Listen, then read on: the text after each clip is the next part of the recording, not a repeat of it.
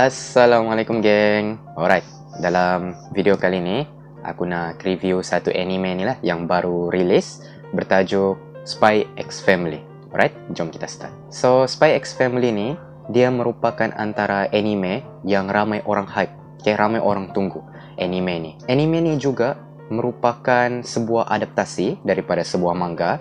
Tajuk dia sama jugalah macam anime dia, iaitu Spy X Family. Dan manga dia ni masih lagi ongoing lah sampai sekarang. Kalau korang nak try baca, boleh try baca dekat Google ke ataupun mana-mana website yang boleh benarkan korang baca manga. Aku cerita sikit lah dulu sinopsis dia. Pasal apa sebenarnya Spy X Family ni? So, Spy X Family ni actually dia bercerita tentang seorang lelaki yang dipanggil sebagai Twilight. Twilight ni dia merupakan seorang ejen perisik daripada sebuah negara yang bernama Westalis. Twilight ni dia merupakan ejen ataupun perisik terbaik negara Westalis. Apa-apa mission yang dia diberikan, dia memang akan dapat settlekan mission tu. Jadi pada suatu hari ni, lepas dia dah settlekan dia punya mission tu, dia dibagi lagi lah satu tugasan oleh higher up dia, orang atasan dia. Dan dekat situ, dia diarahkan untuk merisik satu orang lelaki yang bernama Donovan Desmond. Donovan Desmond ni, dia merupakan seorang ahli politik ekstremis dari negara jiran diorang, iaitu Ostania. Sekarang ni, negara Twilight, iaitu Westalis, dan juga Ostania, negara Desmond, telah berada dalam keadaan aman lah. Diorang ada sign peace treaty. Tapi, orang-orang Westalis ni, diorang takut yang Donovan Desmond ni boleh mengancam keamanan dua negara ni. So, diorang hantar Twilight untuk siasat apa plan Desmond ni, Donovan Desmond. Tapi Donovan Desmond ni dia merupakan seorang yang sangat berhati-hati dan seorang yang sangat sekretif. Jadi sangat susah untuk berjumpa dengan Donovan Desmond. Dan satu-satunya masa dia akan menunjukkan diri dia di halayak ramai adalah ketika social gathering di sekolah anak dia, iaitu Eden Academy.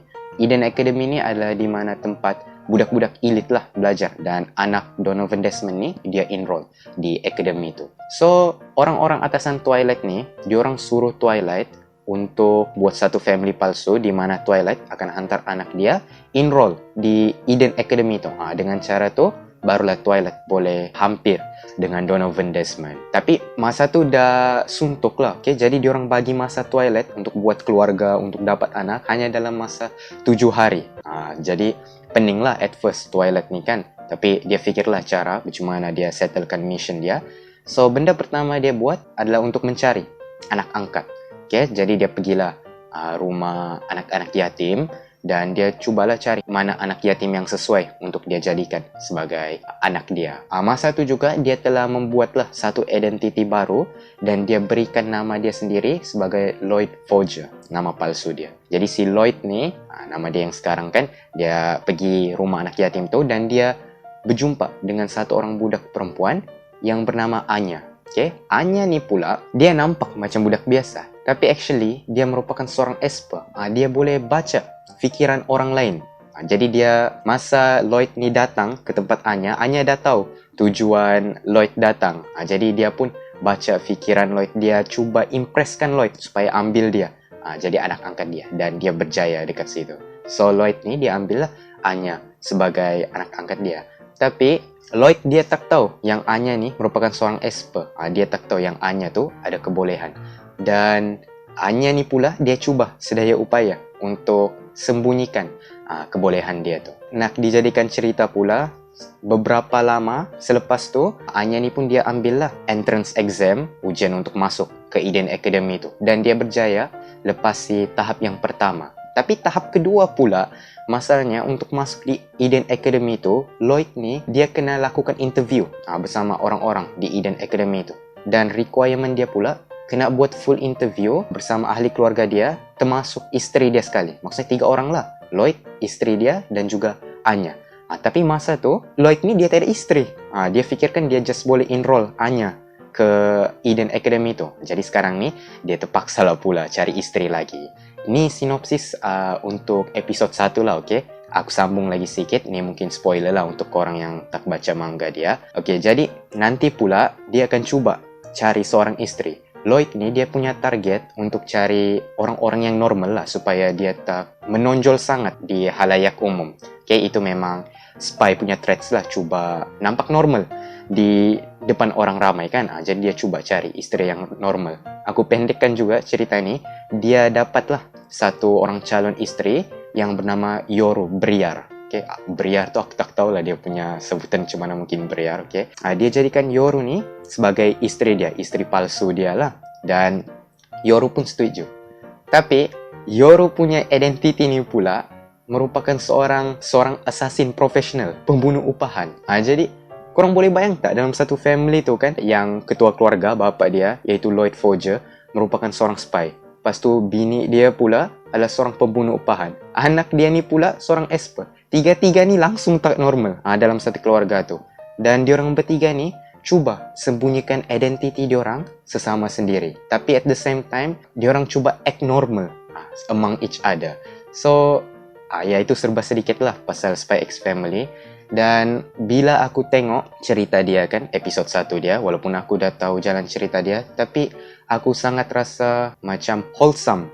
Story ni, dia sangat-sangat fun, seronok. Kalau korang tengok, korang takkan rasa bosan. Dan sesuai lah ditonton untuk semua lapisan umur. Jadi kalau korang rasa nak cari anime yang macam healing ke, korang boleh tengok Spy X Family ni. Dia memang sangat syok. Dan aku dengar jugalah episod 1 Spy X Family ni dia berjaya mendapatkan rating sebanyak 9.0. 9 out of 10 lah di MAL. Okay, MAL ni dia macam website untuk rating anime. Spy X Family punya episod 1 dapat skor 9. So it's almost perfect. So itu menunjukkan yang anime ni betul-betul bagus, worth it untuk dilihat. Jadi aku pun recommend jugalah dengan korang anime ni, Spy X Family. InsyaAllah aku guarantee lah korang mesti akan enjoy tengok even pada episod 1 sendiri. Dan good news juga, dikabarkan yang Spy X Family ni akan mendapatkan sebanyak 25 episod. Tak silap aku 12 episod untuk part pertama, nanti part kedua pula akan dapat sebanyak 13 episod. Jadi anime ni dia akan berlanjutan pada tempoh waktu yang cukup lama jugalah untuk kita sama-sama enjoy. Sedikit tambahan jugalah, studio yang buat anime ni merupakan Wit Studio dan juga Cloverworks Studio. Ada dua studio yang buat anime ni. Wit Studio, diorang punya antara penghasilan anime diorang terkenal confirm lah Attack on Titan. Okay, jadi grafik daripada anime ni sendiri memang cun lah. Okay, memang shock.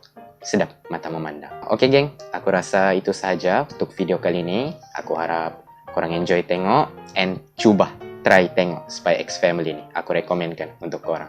Right, thank you very much for watching. Keep supporting 5SD Studios. See you guys next time. Assalamualaikum.